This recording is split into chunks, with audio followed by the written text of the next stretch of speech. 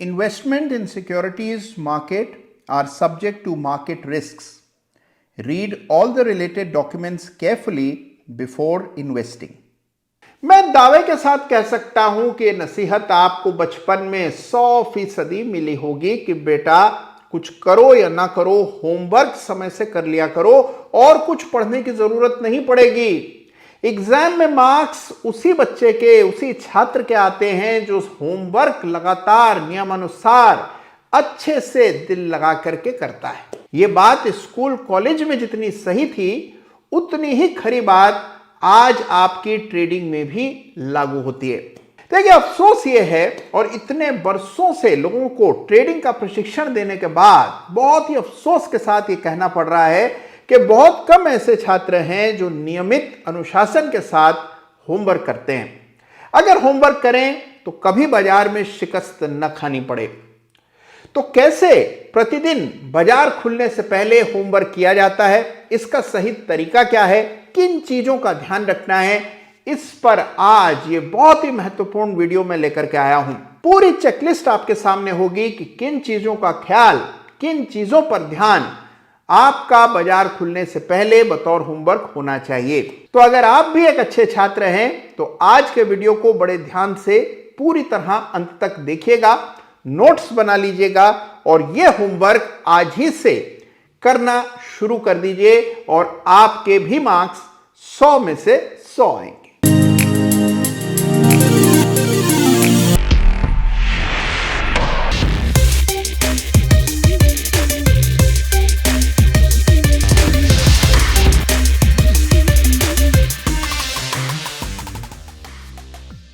नमस्कार, जय श्री राम। देखिए, पायलट जब विमान उड़ाते हैं तो एक चेकलिस्ट अपने साथ रखते हैं और उसमें लिखी होती हैं वो सारी चीजें, उन सारी चीजों का ध्यान रखते हैं, सबके आगे टिक लगाते हैं और फिर विमान उड़ान भरता है। यही काम सर्जन्स और कई सारे और व्यवसाय में लोग करते हैं। तो आपको भी प्रतिदिन ट्रेडिंग से पहले एक होमवर्क करना जरूरी है और इस होमवर्क में 15-16 ऐसी चीजें हैं जिनका ध्यान आपको प्रतिदिन ट्रेडिंग से पहले करना है। साथ में एक कॉपी में उसको दर्ज कर लेना है, यानी कि होमवर्क केवल मन में ही नहीं, कॉपी पे, कागज पर आपको अंकित करना है। अगले दिन जब आप होमवर्क करेंगे तो आप देखेंगे खुद ब खुद आपके एनालिसिस में सुधार होता चला जाएगा और आपकी ट्रेडिंग को एक ठहराव, एक मैच्योरिटी, एक परिपक्वता मिलेगी जो कि अन्यथा कितनी भी मेहनत कर लें नहीं मिलती है। तो कैसे ये होमवर्क किया जाता है, ये आज इस वीडियो में मैं आपको बताने जा रहा हूं। तो बड़े ध्यान से सुनिए कि किस तरह होमवर्क आपको करना है। तो देखिए, कॉपी पेन लेकर के हो जाइए तैयार और इसमें सबसे पहले लिखिए प्रभु का नाम, क्योंकि बिना प्रभु की आज्ञा के तो कुछ होता नहीं है।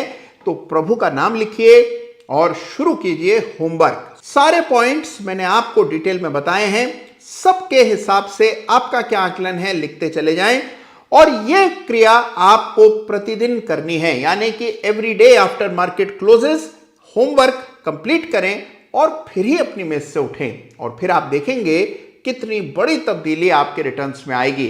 तो आइए देखते हैं कि कैसे किया जाता है यह होमवर्क। तो आइए झटपट होमवर्क निपटा देते हैं और प्रभु का नाम लेकर शुरू करते हैं होमवर्क। सबसे पहले याद रखिए कि जिस चार्ट को आप रोजाना देखेंगे उससे एक ऊपर टाइम स्केल का चार्ट देखना जरूरी है। तो अगर आप डेली चार्ट पर काम करते हैं तो एक बार वीकली चार्ट देखिए, अगर आप वीकली चार्ट पर ही काम करते हैं तो एक बार मंथली चार्ट देखिए और अगर आप 60 मिनट के इंट्राडे चार्ट पर काम करते हैं तो एक बार डेली चार्ट को जरूर देखिए, यानी कि जिस टाइम फ्रेम पर काम कर रहे हैं उससे एक ऊपर का चार्ट देखना जरूरी है। यह है आपका पहला मेजर चेक पॉइंट।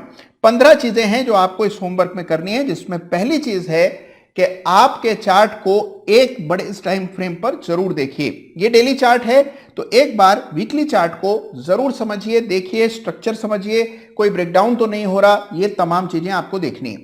फिर खोल लीजिए डेली चार्ट दोबारा से और अब देखिए कि इसका ओवरऑल ट्रेंड क्या है। इस चार्ट को गौर से देखेंगे तो आप बड़े आसानी से बता पाएंगे कि डेली चार्ट रेंज में है। तो हम ये कहेंगे कि लॉन्ग टर्म ट्रेंड इस चार्ट पर रेंज बाउंड है या साइडवेज है। इसके बाद तीसरा पॉइंट है कि आपको शॉर्ट टर्म ट्रेंड प्रिडिक्ट करना है या शॉर्ट टर्म ट्रेंड को चार्ट पर पहचानना है। इस चार्ट को अगर आप देखें और थोड़ा सा भी चार्ट देखना जानते हो तो बड़ी आसानी से कह देंगे कि लोअर पीक्स बन रही हैं दिसंबर 2022 के बाद से। इसका मतलब Nifty short term down trend में है। तो हम ये कहेंगे कि long term trend is range bound, short term trend is down. ये हमें चार्ट देख करके पता लगा। तो हमारे ये पॉइंट पर हमने लिखा शॉर्ट टर्म ट्रेंड बेरिश। इसके बाद जो अगली चीज हमारे सामने आती है वो ये है कि क्या कोई पैटर्न चार्ट पर बना है या नहीं। तो इस चार्ट को गौर से देखेंगे और कोशिश करेंगे कि कोई पैटर्न तो नहीं बना है, इसको आपको देख लेना है। मिसाल के तौर पर अगर इस चार्ट को 2 दिन पहले हम देख रहे होते तो हम कहते हैं कि इस चार्ट पर डबल बॉटम पैटर्न बना है। पैटर्न सर्वोपरि होते हैं, बाकी सारा एनालिसिस एक तरफ, पैटर्न एक तरफ। तो यह जरूर सुनिश्चित कीजिए कि जो चार्ट आप देख रहे हैं उसमें कोई पैटर्न तो नहीं है, और पैटर्न है तो वो बुलिश है या बेरिश, ये भी आपको अंकित करना है। अगला पॉइंट जो आपको देखना है वो ये है कि क्या आपके इस चार्ट पर आरएसआई 50 से ऊपर है या नीचे। 50 से ऊपर आरएसआई हुआ तो तेजी की पोजीशंस में आपकी ज्यादा रुचि होनी चाहिए। 50 से नीचे हुआ तो एक बेरिश बायस के साथ ट्रेड करेंगे। आइए आरएसआई झट से चार्ट पर डाल लें, और इस चार्ट पर जैसे ही आप आरएसआई डालते हैं आप देख पाते हैं कि आरएसआई 50 के ऊपर फिलहाल चल रहा है। अभी 56-57 की रीडिंग है, इसका मतलब 50 से ऊपर आरएसआई हो चुका है। तो हमारा अगला पॉइंट यह है कि आरएसआई 50 से ऊपर है, इसके सामने टिक लगा देंगे। तो अगली चीज जो आपको चार्ट पर सुनिश्चित करनी है वो यह है कि क्या ओवरऑल बाजार बढ़ रहा है या बाजार का कुछ एक हिस्सा बढ़ रहा है जिस वजह से निफ्टी बढ़ती हुई नजर आ रही है। तो इसके लिए एडी लाइन यानी कि एडवांस डिक्लाइन की संख्या को रोजाना चेक करना है। एडवांस डिक्लाइन लाइन बतौर इंडिकेटर आपको चार्टिंग सॉफ्टवेयर में मिल जाएगी। यहां क्लिक करेंगे तो एडवांस डिक्लाइन लाइन सामने आ जाएगी, और इस लाइन का ऊपर जाना मतलब ओवरऑल ज्यादातर शेयर पिछले दिन के मुकाबले ऊंचा बंद हो रहे हैं। अगर ये रेखा नीचे जा रही है इसका मतलब ज्यादातर शेयर पिछले दिन के मुकाबले नीचे बंद हो रहे हैं। इस अनुपात पर पैनी नजर रखनी है और रोजाना एडी लाइन बाजार खुलने से पहले एक बार देख लेना है। तो यह हो गया हमारा अगला पॉइंट। अब इसके बाद बढ़ते हैं एक और बहुत पावरफुल चीज की ओर चलते हैं, और वो है वीवैप। रोजाना पिछले दिन के वीवैप के लेवल को ध्यान में रखना है। तो यह भी बतौर इंडिकेटर आपको चार्ट पर मिलेगा। यहां लिखें वीवैप volume weighted average price, click करेंगे तो आपको वीवैप चार्ट पर नजर आएगा।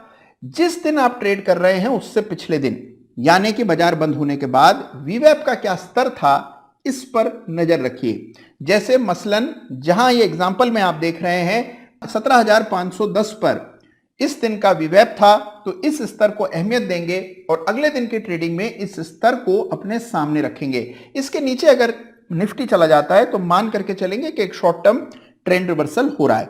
तो इस लेवल को क्रिटिकल मान करके आपको अपने इस पर्चे पर यानी अपनी होमवर्क में स्थान देना है। अब आगे बढ़ते हैं। अब इसके बाद आपको अगली चीज जो देखनी है वो ये है निफ्टी बनाम डाउ जोन्स, यानी कि इस बात को देखें कि क्या निफ्टी डाउ जोन्स से बेहतर कर रही है या कमतर। तो डाउ जोन्स को चार्ट पर प्लॉट कर लें। लीजिए मैंने यहां पर डाउ जोन्स का चार्ट डाल दिया, और जैसे ही आप डाउ जोन्स को चार्ट पर डाल देते हैं आपको पता लग जाता है कि डाउ जोन्स के मुकाबले निफ्टी फिलहाल कैसा कर रहा है। तो अगर हम इसको पिछले कुछ दिनों में देखेंगे यानी इस चार्ट में पीछे जाकर के पिछले कुछ दिनों का चार्ट देखते हैं तो आप पाते हैं कि कमोवेश एक सा प्रदर्शन है। निफ्टी पिछले कुछ दिनों में लगभग आधे 1% डाउ जोन्स निफ्टी के मुकाबले बेहतर कर रहा है। तो हमेशा ये देखें कि डाउ जोन्स पिछले 4-5 सत्रों में निफ्टी के मुकाबले कैसा कर रहा है। क्या डाउ जोन्स अच्छा कर रहा है या निफ्टी। आमतौर पर तेजी में निफ्टी डाउ जोन्स या बड़े एवरेजेस से हमेशा बेहतर करती है, तो इस बात पर भी आपको ध्यान रखना है। इसके बाद चार्ट पर यह जरूर अंकित करें कि अगले मेजर लेवल्स कहां हैं, यानी कि मेजर सपोर्ट और मेजर रेजिस्टेंस चार्ट पर कहां है, यह अंकित करना तो बेहद जरूरी होता है। तो अगला सपोर्ट चार्ट पर अंकित कर दें इस तरह से, और अगली रेजिस्टेंस भी चार्ट पर इस तरह से मार्क कर लेनी है, जिससे आपको अंदाजा हो कि कौन से वो लेवल्स हैं जिस पर आपको विशेष ध्यान देना है। तो मेजर लेवल्स चार्ट पर अंकित कर लेने हैं, और यह काम बेहद जरूरी है। इसको भी समय से कीजिए और अपनी लिस्ट में लिख लीजिए कि कौन से स्तर आपकी राय में सबसे इंपॉर्टेंट हैं। सपोर्ट रेजिस्टेंस मार्क कर लेने के बाद अगली जो चीज आपको देखनी है वो यह है कि क्या कोई बड़ा इवेंट आने वाले दिनों में बाजार को प्रभावित तो नहीं कर सकता। मिसाल के तौर पर आप ट्रेडिंग करने के लिए अगले दिन बाजार में जाते हैं और आपको यह पता ही नहीं है कि इस दिन फला बड़ी कंपनियों के नतीजे आने वाले हैं, या कोई घोषणा होने वाली है, या क्रेडिट पॉलिसी आने वाली है, या फिर किसी राज्य के चुनाव के परिणाम आने वाले हैं। तो इसीलिए जो मेजर इवेंट्स हैं वो कौन से हैं, इनको भी कागज पर लिख लें।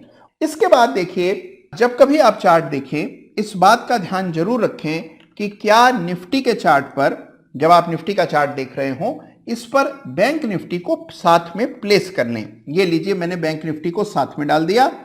तो आप देखें कि क्या बैंक निफ्टी के मुकाबले बेहतर प्रदर्शन कर रहा है। अगर बैंक निफ्टी के मुकाबले बेहतर प्रदर्शन कर रहा है तभी वो तेजी टिकाऊ होती है। तो इसीलिए बैंक निफ्टी को आउट परफॉर्म करना जरूरी होता है और इसको भी आपको चेक कर लेना है।